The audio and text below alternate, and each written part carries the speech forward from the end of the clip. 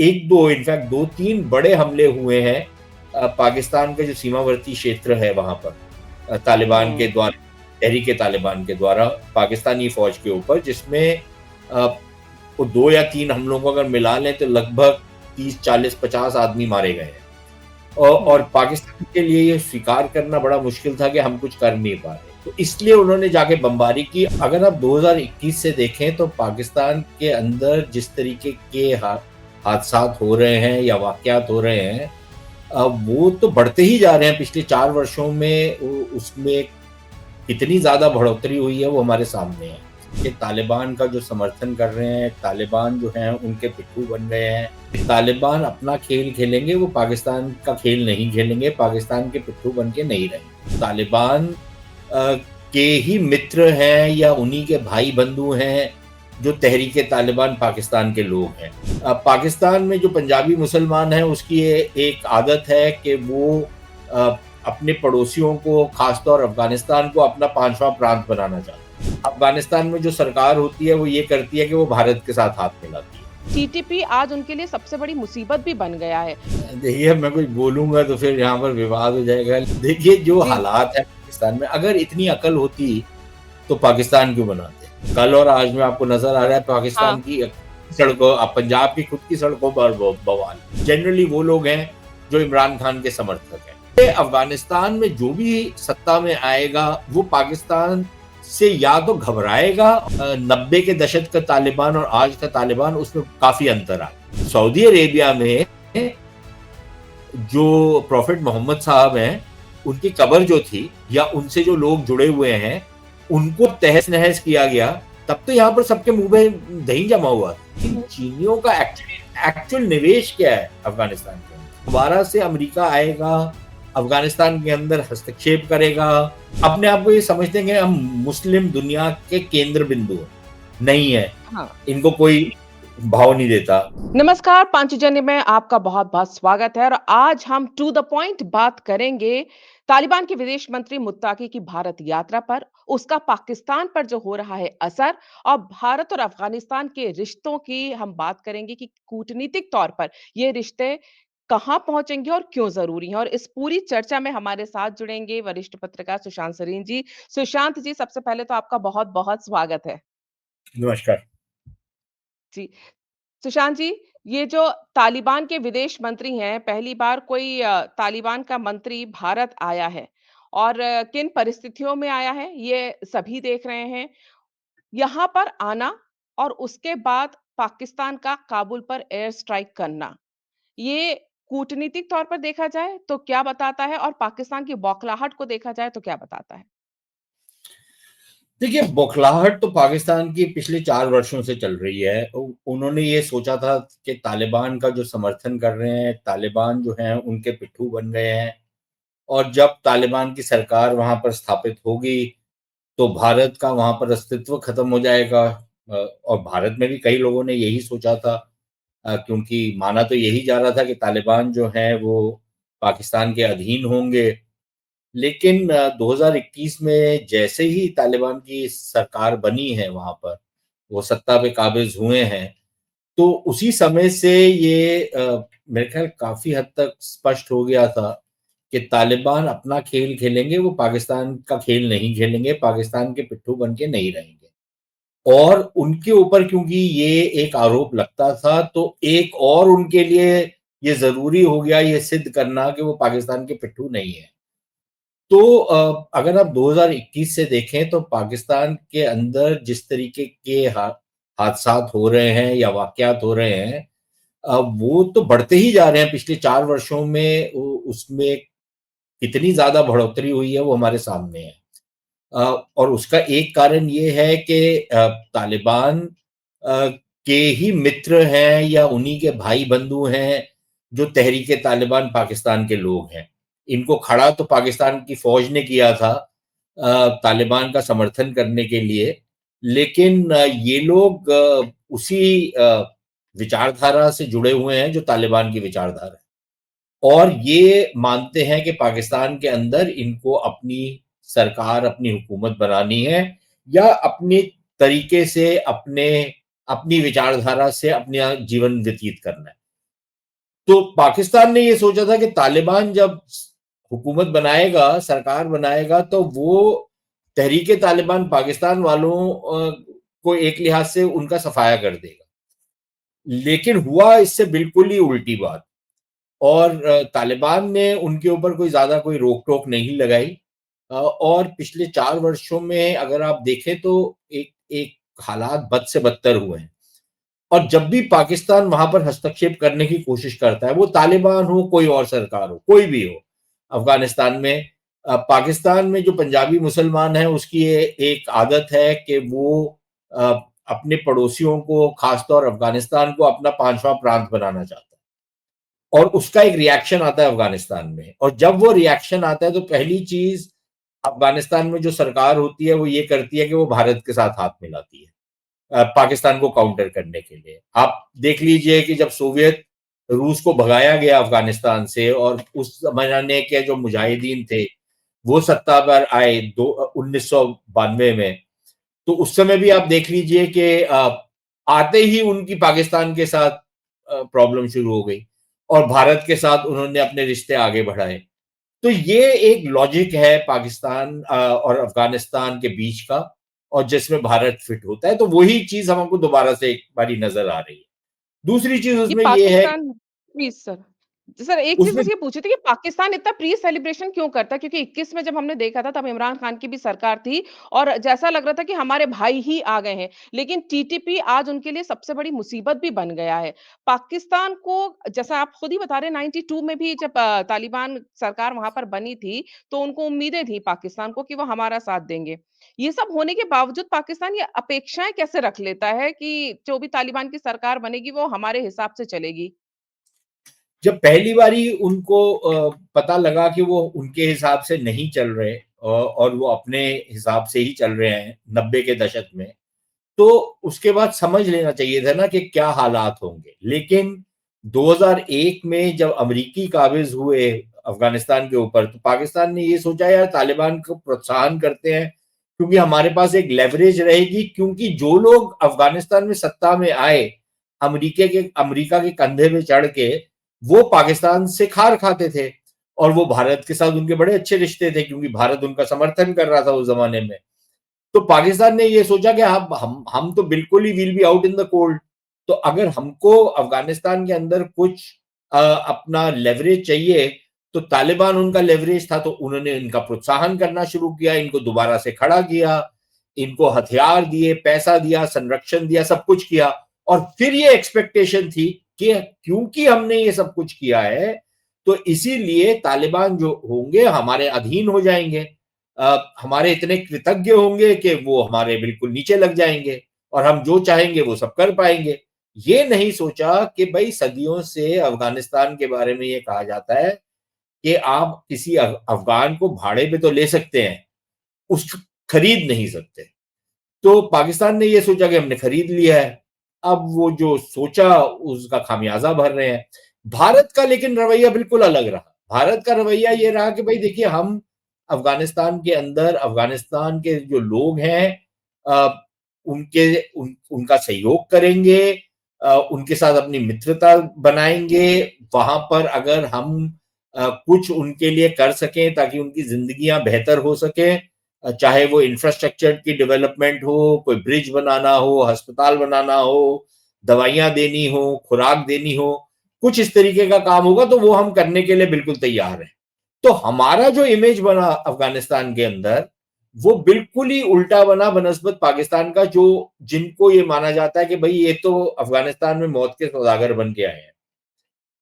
तो एक रवैया उसके करके भी फर्क हो जाता है। लेकिन आप हुँ। तृप्ति जी पूछ रही थी ना कि ये जी, विदेश मंत्री अफगानिस्तान के जो हैं उनका जो दौरा हुआ, जी। और साथ साथ पाकिस्तान ने उनके ऊपर हमला कर दिया, एक लिहाज से आप जोड़ के देख भी सकती हैं, लेकिन उसकी जो इमीडिएट प्रोवोकेशन थी अ, वो ये थी कि एक एक दो इनफैक्ट दो तीन बड़े हमले हुए हैं पाकिस्तान के जो सीमावर्ती क्षेत्र है वहां पर, तालिबान के हुँ। द्वारा, तहरीके तालिबान के द्वारा पाकिस्तानी फौज के ऊपर, जिसमें वो 2 या 3 हमलों को अगर मिला लें तो लगभग 30, 40, 50 आदमी मारे गए हैं। और हुँ, पाकिस्तान के लिए ये स्वीकार करना बड़ा मुश्किल था कि हम कुछ कर नहीं पा रहे। तो इसलिए उन्होंने जाके बमबारी की। अब ये शायद एक कोइंसिडेंस था कि उसी समय अफ़गान विदेश मंत्री दिल्ली में थे। लेकिन हाँ, ये भी हो सकता है कि अ, जानबूझ करके एक संदेश भी दिया जा रहा हो कि अगर आप भारत के साथ बहुत ज़्यादा नज़दीकियाँ बढ़ाएँगे, तो फिर हमारी तरफ से इस तरीके की प्रतिक्रिया आएगी अगर हमारे ऊपर कोई हमला हुआ तो। अब जी, अफ़गान तालिबान जो है वो ये कहते हैं कि भई हम तो कुछ नहीं कर रहे, हमारे यहाँ तो कोई है ही नहीं। पाकिस्तान ने क्लेम किया कि जो हमने बमबारी की उसमें तहरीक-ए-तालिबान के जो मुखिया हैं उनको हमने मार दिया। बाद में पता लगा हुँ, कि वो तो वहाँ पर थे ही नहीं काबुल में, वो तो पाकिस्तान के जो इलाके हैं उनमें उनका पड़ाव है।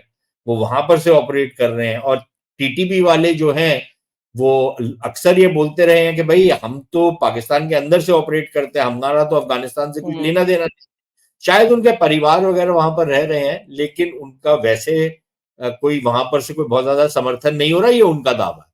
लेकिन अफ़गानों का दावा ये है कि जो इस्लामिक स्टेट, दाइश के लोग हैं, हुँ, तो पाकिस्तान की आईएसआई जो है, उनका इस्तेमाल कर रही है, उनको संरक्षण भी दे रही है, उनको सहयोग भी दे रही है और उनको बलूचिस्तान में कैंप बना के दिए हुए हैं ताकि बलोच जो स्वाधीनता सेनानी हैं और जो तहरीक-ए-तालिबान के लोग हैं, दोनों के इनकी टक्कर हो सके और इनका इस्तेमाल अफ़गान तालिबान के खिलाफ भी हो सके। तो एक बड़ा पेचीदा-सा खेल चल रहा है उस खित्ते में। और उसका पाकिस्तान खामियाज़ा भर रहा है।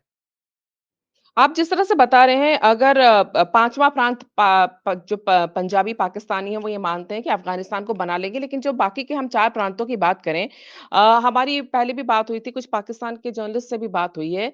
अ, केपीके की हम बात करें तो इस समय हालात वहाँ पर बहुत ही ज़्यादा ख़राब हैं और केपीके को अगर देखा जाए तो वहाँ पर जैश-ए-मोहम्मद ने अपना नया अड्डा भी बनाया है, जो ख़बरें आ रही हैं वहाँ पीओके के जो एरिया थे जो तबाह कर दिए भारत ने अपने एयर स्ट्राइक में, उसके बाद वहाँ पर अपना अड्डा बना रहे हैं। तो केपीके में आप बात करें, चाहे आप बलूचिस्तान की बात करें, पीओके की बात करें, अनरेस्ट हर जगह दिखाई दे रहा है पाकिस्तान का और ऊपर से ये टीटीपी इनके लिए।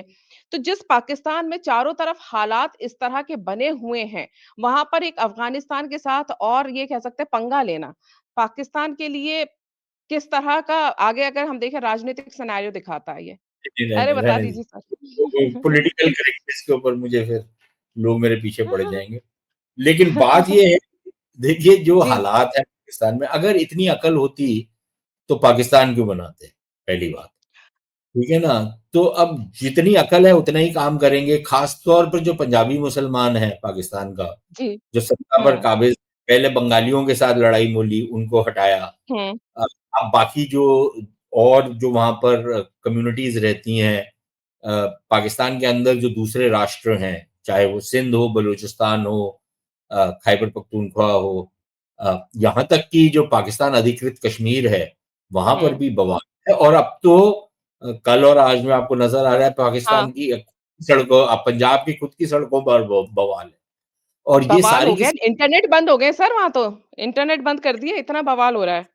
ये सारी की सारी जो चीज़ें वहाँ पर उबल रही जी, हैं, ये कहीं जी। न कहीं इनके तार जाके तो पाकिस्तान की फ़ौज से ही जुड़ते हैं ना। वो अपने आप को बहुत चालाक समझते हैं, अपने आप को बहुत अक्लमंद समझते हैं और वो ये समझते हैं कि इस तरीके की घटिया किस्म की चालाकियाँ करके वो सत्ता के ऊपर बरकरार रह सकते हैं, उस पर सत्ता पर अपना जो जो ज़ोर है उसको जमा सकते हैं। लेकिन ये नहीं पता लगता है इनको कि यार इस तरीके की जब तंज़ीमों को या इस तरीके के फ़ोर्सेस को जब हम छोड़ देते हैं, तो हुँ, हमारे नीचे से जो कालीन है वो कोई ना कोई घसीट लेता है। तो ये वहाँ पर बहुत बड़ी प्रॉब्लम रहती है पाकिस्तान के अंदर और ये बात वो समझते नहीं है। तो अब सिंध में भी प्रॉब्लम है, आपको हुँ, नज़र हल्के लेवल पर है लेकिन है, उसको दबा के रखा हुआ है। आपको बलूचिस्तान में भी नज़र आ रही है ये प्रॉब्लम, आपको यही चीज़ केपी में नज़र आ रही है। अब केपी में जो समाज है, वो पूरी तरीके हुँ, से जिसको बोलते हो ना उसको तितर-बितर कर दिया। केपी का जो समाज है वो 4 खंडों में अब अ, उसका एक लिहाज से विभाजन हो रहा है। एक वो है जो तालिबान के साथ जुड़े हुए हैं।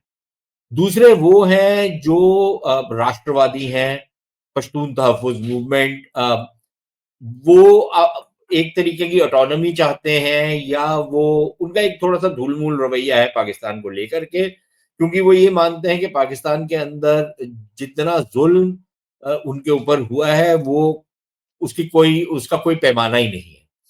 तीसरे वो हैं जो पाकिस्तान के साथ जुड़े तो हुए हैं, लेकिन फिर भी जो पाकिस्तान की जो एस्टेब्लिशमेंट है, फौज है, उससे खार खाते हैं, उसके अधीन नहीं आना चाहते, और ये जनरली वो लोग हैं जो इमरान खान के समर्थक हैं।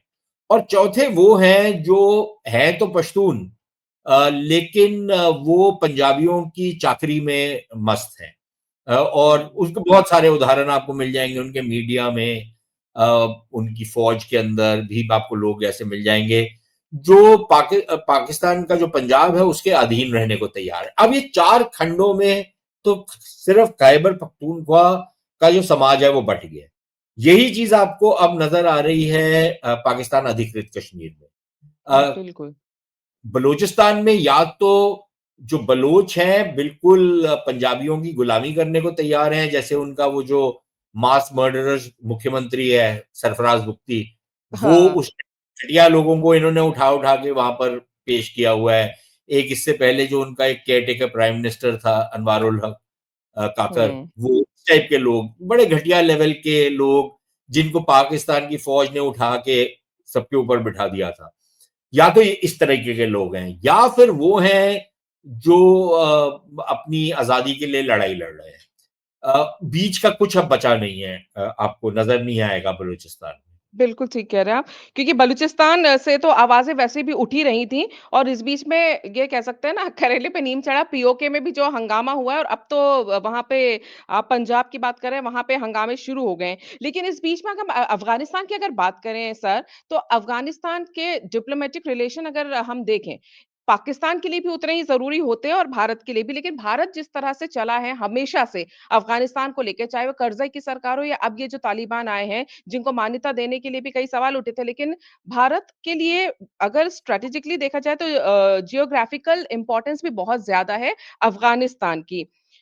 ऐसे में अब दोबारा वहाँ पर दूतावास भी खुल रहा है, जो 2021 में बंद हो गया था। इस बीच में भारत ने अपना निवेश का काम भी जो है वहाँ पर जारी रखा। तो जो संबंध भारत के करज़ई के समय थे, वो इस समय के तालिबान से भी हैं। इसको अगर देखा जाए, वहीं दूसरी तरफ अगर पाकिस्तान को देखा जाए तो वहाँ पे उनके जो एक तो मुसलमान देश होने के नाते हर देश को अपना समझ लेते हैं। वो जो रिश्ते अफ़गानिस्तान के साथ उनके बनने चाहिए थे, कभी बन नहीं पाए और ख्वाजा अहमद जो उनके विदेश मंत्री अब वो ये कह रहे हैं कि जो टीटीपी के हमले हो रहे हैं तो हमारे लिए जो है आतंकवाद का जो है इस्तेमाल किया जा रहा है वहाँ पर। ये हास्यास्पद बात तो है, लेकिन क्या इस तरह से जब ये बात करते हैं पाकिस्तान अपने आप को विक्टिम दिखाता है और रिश्तों के उससे देखा जाए तो भारत की कूटनीतिक रिश्ते और पाकिस्तान के कूटनीतिक रिश्ते अफ़गानिस्तान से दोनों को आप किस तरह से देखेंगे? नहीं, देखिए पाकिस्तान के तो जो कूटनीतिक रिश्ते हैं मैंने आपको पहले ही से समझा दिए। देखिए पाकिस्तान हुँ, का एक बड़ा नेचुरल एडवांटेज है अफ़गानिस्तान को लेकर के, क्योंकि जी। उनका बॉर्डर मिलता है अफ़गानिस्तान से, बहुत सारी जो अफ़गानिस्तान के अंदर रसाई है, साज़ो-सामान हाँ, जाता है, वो पाकिस्तान के जो जो यहाँ पर आपके समुद्र के रास्ते से आता है फिर, और पाकिस्तान से होते हुए वहाँ पर जाता है। तीसरा जो हुँ, पश्तून समाज है वो पाकिस्तान में भी है। हुँ, तो हुँ, आपस में बहुत सारा उनकी चीज़ें आपस में मिलती-जुलती हैं। लेकिन जैसे मैंने आपसे पहले अर्ज़ किया, जो पाकिस्तानी पंजाबी है उसके दिमाग में ये जो नेचुरल चीज़ें हैं, ये बात समझ में नहीं आती ना, वो जब तक अपनी धौंस, धमकी, अपना डर नहीं बनाता, तब तक उसको उसको महसूस नहीं होता कि भई मेरे पास कुछ नेचुरल एडवांटेजेस हैं। और फिर वो एक ऐसे समाज के ऊपर ये सब कुछ करने की कोशिश करता है, जो इस तरीके के बर्ताव से खार खाता है और उसके खिलाफ वो खड़ा हो जाता है। तो यही उनकी जो सारी की सारी कूटनीति रही अफ़गानिस्तान को लेकर के, और वहाँ पर जो एक हस्तक्षेप का जो उनका इतिहास रहा है, उससे अफ़गानिस्तान में जो भी सत्ता में आएगा, वो पाकिस्तान से या तो घबराएगा और उस घबराहट में कुछ काउंटर बैलेंसिंग करेगा, या उसकी दुश्मनी होगी पाकिस्तान के साथ। वो पाकिस्तान के नीचे नहीं लगेगा, कुछ भी हो जाए। और ये पाकिस्तानी पंजाबी को इतनी अकल नहीं है उसके दिमाग में ये बात समझने की। तो एक तो ये प्रॉब्लम है वहां पर। भारत का देखिए जो इंटरेस्ट है वो बिल्कुल मुख्तलिफ है। उसमें हुँ, पाकिस्तान केंद्र बिंदु नहीं है भारत की अफगान पॉलिसी। भारत हुँ, की अफगान का केंद्र बिंदु अफगानिस्तान। और उसका मतलब क्या है? उसका मतलब ये है कि हम ये मानते हैं कि अफगानिस्तान में अगर अस्थिरता होगी, तो सारा खित्ता हुँ, जो है ये सारा का सारा क्षेत्र है, इसमें अस्थिरता आएगी। तो अफगानिस्तान में हमको जो कुछ कर करके स्थिरता ला सकें और एक कंसेंसस से, ये नहीं कि आप फौजें भेज करके और बमबारी कर करके वहां पर कंसेंसस बनाए, लेकिन एक तरीके हुँ, से अगर वहां पर एक कंसेंसस बन जाए ताकि अफगानिस्तान के अंदर अमन और चैन हो, तो फिर खित्ते के अंदर अमन और चैन होगा। तो एक तो हमारा ये उद्देश्य है। दूसरा हमारा ये उद्देश्य है कि वहां पर हमारी एक प्रेजेंस होनी चाहिए ताकि हमारे को पता लगे कि हो क्या रहा है। तीसरा हमारा उद्देश्य ये है जो पहले से मिलता है कि वहां पर अगर कोई भी डेवलपमेंट का कोई भी विकास का काम हम कर सकें, लोगों की जिंदगियां बेहतर करने में अपना हिस्सा डाल सकें, तो हमारे को डालना चाहिए। बेसिकली ये हमारा उद्देश्य है वहां पर। अब उसके साथ साथ अगर पाकिस्तान को मिर्ची लगती है, तो वो जिसको कहते हैं सोने पे सुहागा, ये उसका काम करता है, लेकिन केंद्र बिंदु पाकिस्तान नहीं है। पहली बात। दूसरी बात जो अब हमारा तालिबान के साथ, देखिए हमारी, मैंने पहले भी आपसे अर्ज किया था कि हमारे अंदर एक आशंका थी कि ये पाकिस्तान के पिट्ठू होंगे और भारत से नफरत का एक इनका रिश्ता होगा। लेकिन हुँ, अफगानिस्तान में जो तालिबान थे उनका जो संकेत आ रहा था वो इससे बिल्कुल विपरीत था। और वो ये जताने की कोशिश कर रहे थे कि आप हमारे ऊपर विश्वास करें, हम अगर सत्ता में आएंगे तो हमारी तरफ से आपके खिलाफ कोई ऐसी कार्रवाई नहीं होगी जिससे आपको आपत्ति हो। और पिछले 4 वर्षों में अगर आप किसी भी अधिकारी जो इन चीजों से डील करता है, वो आपसे यही बताएंगे कि भाई हमारे हुँ, ऊपर अफगानिस्तान की जो मिट्टी है वो भारत के खिलाफ किसी भी तरीके से उसका इस्तेमाल नहीं हो रहा। एक जमाना था 90 के दशक में जब जैश ए मोहम्मद वाले और ये सारे के सारे वहां पर कैंप वैम्प बनाते थे, वो वाला मामला अब हुँ, नहीं चल रहा, वो नहीं है। तो इसलिए हमको भी एक प्रोत्साहन मिला कि भाई इनके साथ रिश्ते बढ़ाए जाए।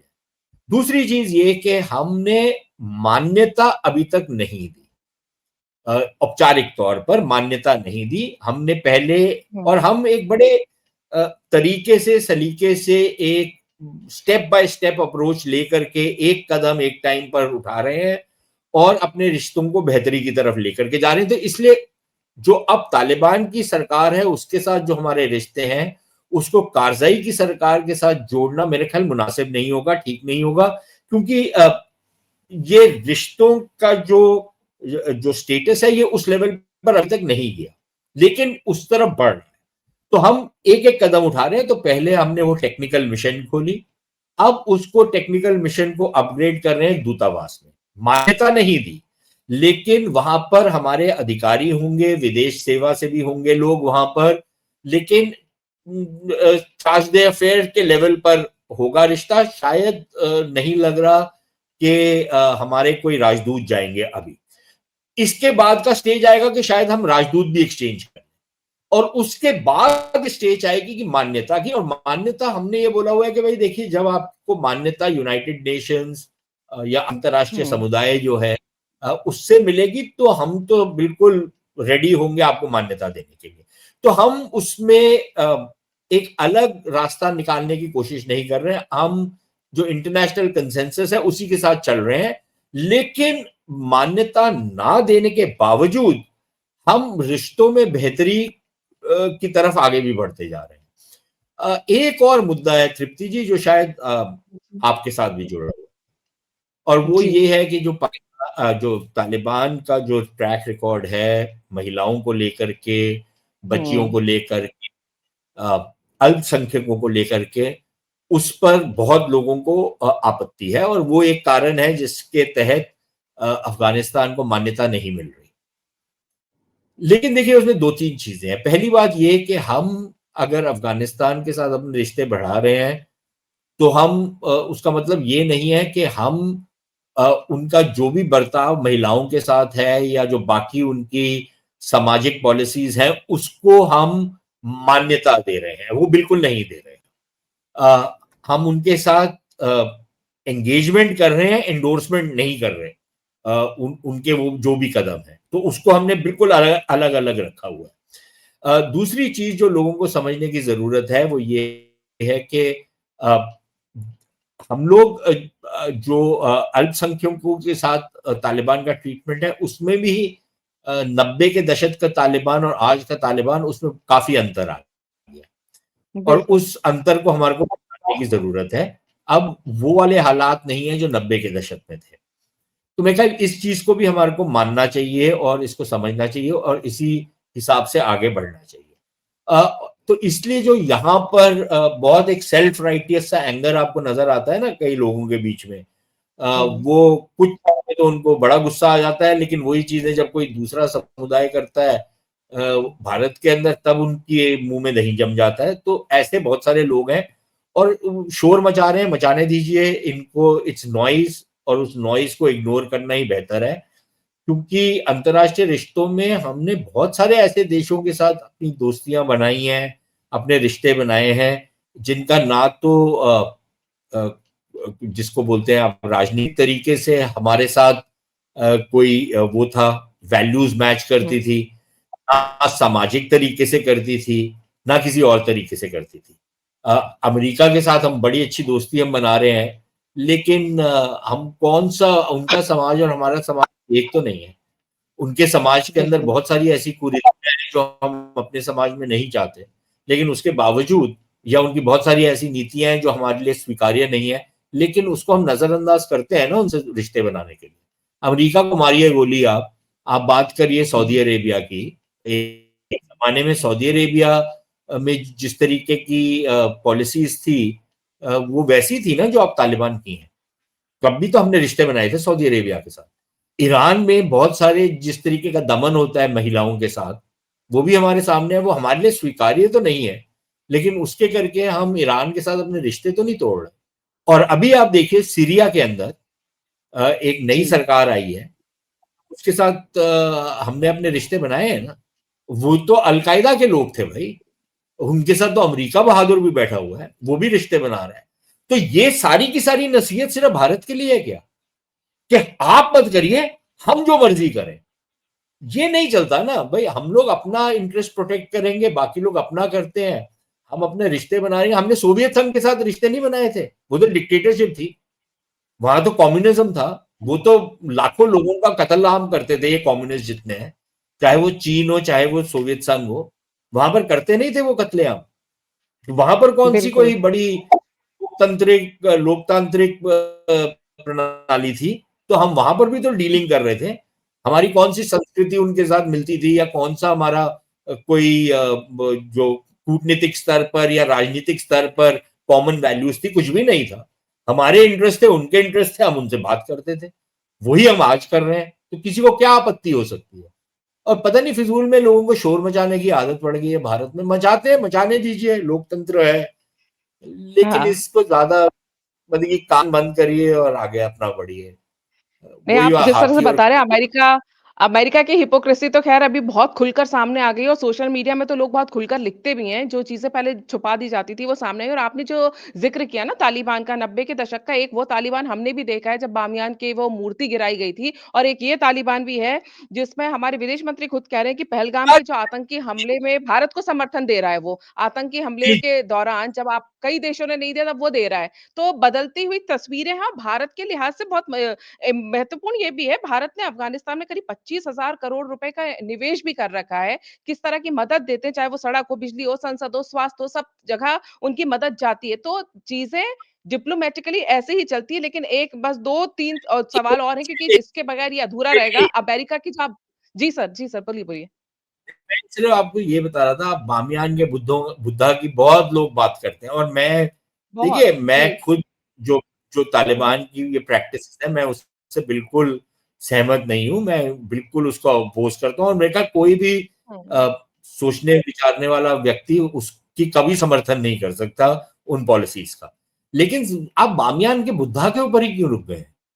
आप चलिए ना फिर, जितने लोगों को इतनी मिर्ची लग रही है, बामियान के बुद्धा की हमारे को बार बार याद दिला रहे हैं, और मैं उसका समर्थन नहीं करता जो इन्होंने किया 90 के दशक में, लेकिन सऊदी अरेबिया में जो प्रॉफिट मोहम्मद साहब हैं, उनकी कब्र जो थी, या उनसे जो लोग जुड़े हुए हैं, उनको तहस नहस किया गया, तब तो यहां पर सबके मुंह में दही जमा हुआ था। क्यों? क्योंकि वहां से पैसे मिलते थे इनको, क्योंकि इनके मदरसे और इनकी मस्जिदें उससे चलती थी, पैसे से। उस समय तो नहीं किसी ने शोर मचाया, उस समय तो कोई ये नहीं बोला कि भाई आप सऊदी अरेबिया के साथ अब हमने रिश्ते मत बनाइए। भाई मुझे हो सकता है नापसंद हो जो, अगर उनकी कुछ हुँ। नीतियां हैं वो, बट वो उनकी नीतियां है ना, वो मेरी नीतियां तो नहीं है। वो अपने घर के अंदर कोई नीतियां अगर चला रहे हैं तो उस पर मैं कौन होता हूं उनको ये बताने वाला कि मैं आपसे कुट्टी हो जाऊंगा जब तक आप मेरे हिसाब से नहीं चलेंगे। कल को वो मुझे ये बोलेंगे भाई आप जब तक मेरे हिसाब से नहीं चलेंगे मैं आपसे नहीं बात करूंगा। तो ऐसे कैसे काम चलेगा? अलग अलग समाज हैं, अलग अलग देश हैं, अलग अलग उनका इतिहास है, अलग अलग तरीके से चलेंगे, लेकिन साथ में मिलकर भी बात करेंगे, काम भी करेंगे। तो ऐसे ही चलती है ना दुनिया। अब मैं अपना घर हुँ, जिस तरीके से चला, आप अपना घर उस तरीके से थोड़ी चलाती हैं, लेकिन हम फिर भी मित्रता कर सकते हैं।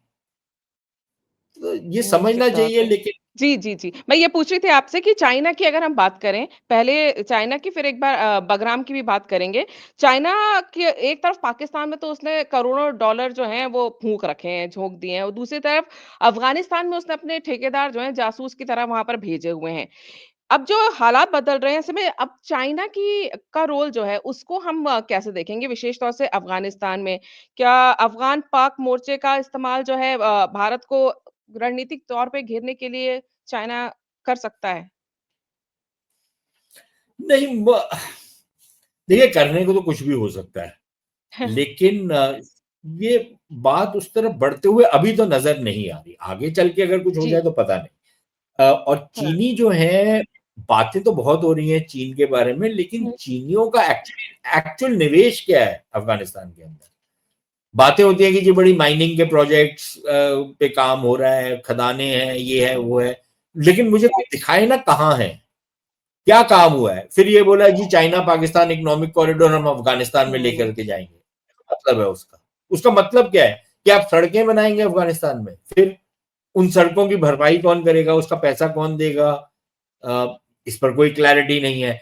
तो ये बयानबाजी तो बहुत है, आपको नजर आएगी। आपको हेडलाइन मैनेजमेंट तो बड़ी अच्छी है, और ये पाकिस्तानियों का तो वतीरा है हेडलाइन मैनेजमेंट, ठीक है ना? तो ये हेडलाइन मैनेजमेंट है, लेकिन एक्चुअली चीन का कितना हस्तक्षेप है अफगानिस्तान के अंदर, और वो कितना उनका इस्तेमाल कर सकते हैं।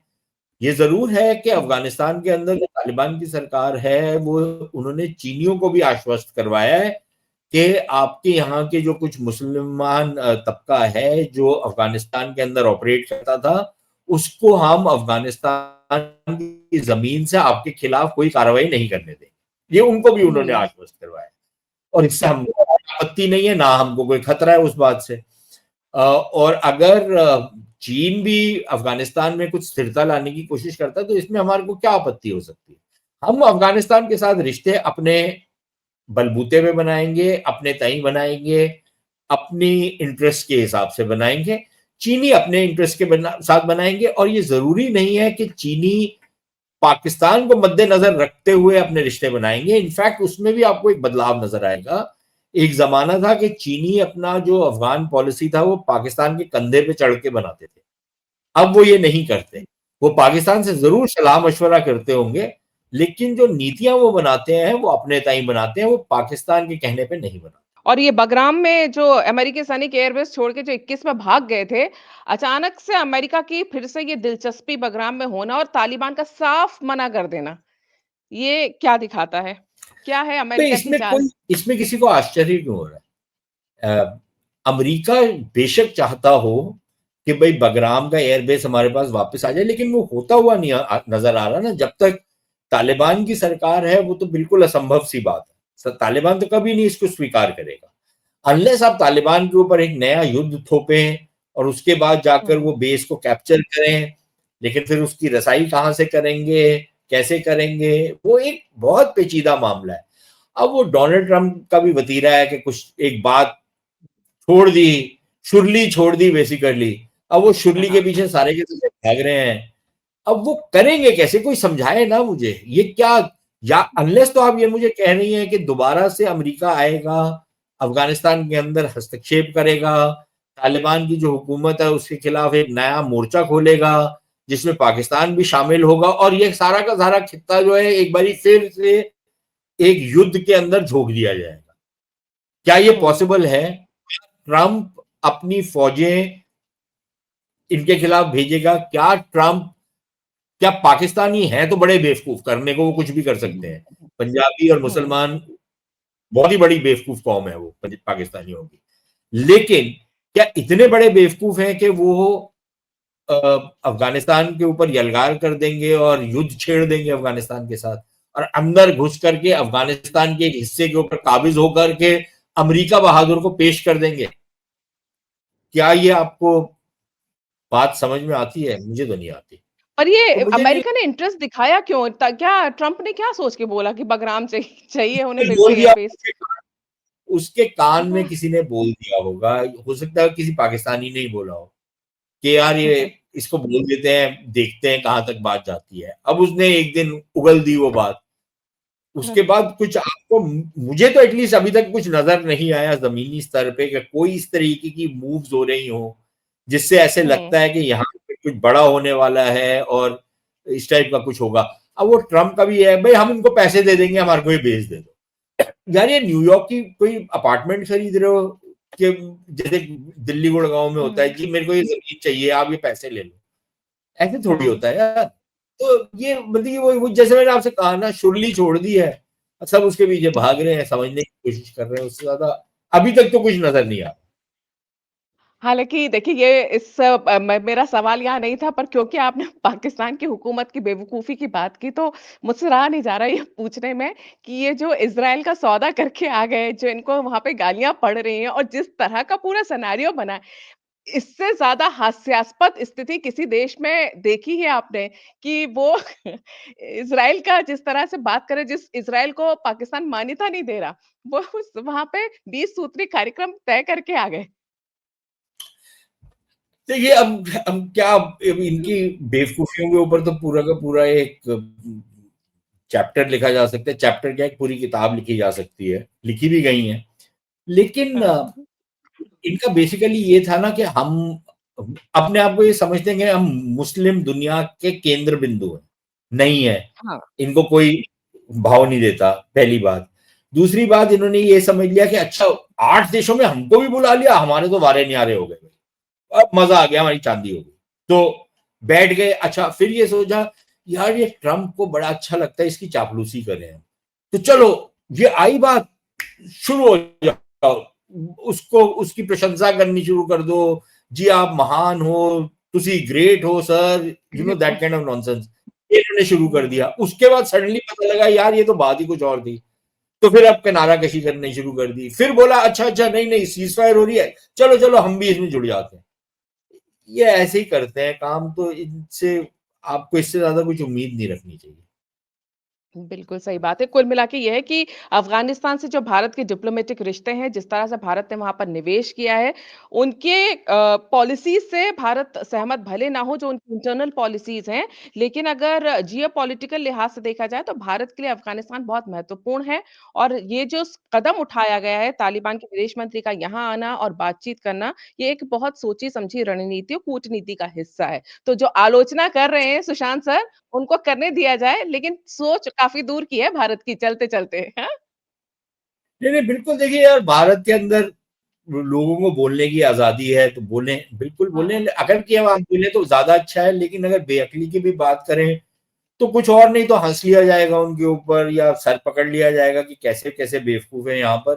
लेकिन ठीक है, किसी भी देश में आपका अगर 140 करोड़ लोग रहते हैं भारत के अंदर, तो जी, सारे ऐसे भी लोग होंगे जो ऐसी ऐसी बातें करते हैं, वाहियात किस्म की बातें करते हैं, तो करने दीजिए। उससे क्या फर्क बिल्कुल। पड़ता है? मतलब कि अच्छा है, तरह तरीके की बातें होंगी, हम लोग भी थोड़ा हंस लिया करेंगे उनके ऊपर। कभी कभी अपना सर पकड़ लिया करेंगे। मेरे तो बाल भी उड़ गए हैं, तो इसलिए मेरे को वो भी डर नहीं है कि मेरे बाल उड़ जाएंगे इनकी बातें सुन सुनकर। तो ठीक है, आप लोकतंत्र तरह-तरह की उठनी भी चाहिए। अगर अकल वाली हो तो बेहतर है, लेकिन अगर बेअक्ली की हो, तो क्या किया जा हुँ। सकता है? उनको भी सुन लेना चाहिए। कोई बात नहीं सर, थोड़े लोकतंत्र है, 140 करोड़ है, हमारे अक्ल और बेअक्ली में फिर भी एक रेशो है, अक्ल का ज़्यादा ही है, हम पाकिस्तान से तुलना करें तो हम बहुत बेहतर स्थिति में हैं। आपने लेकिन आज हमारे लिए समय निकाला, बातचीत की और हम आगे भी आपसे इस तरह के मुद्दों पर लगातार जुड़ते रहेंगे। फिलहाल आज आपने जो बातचीत की उसके लिए आपका बहुत-बहुत धन्यवाद। Thank you so much.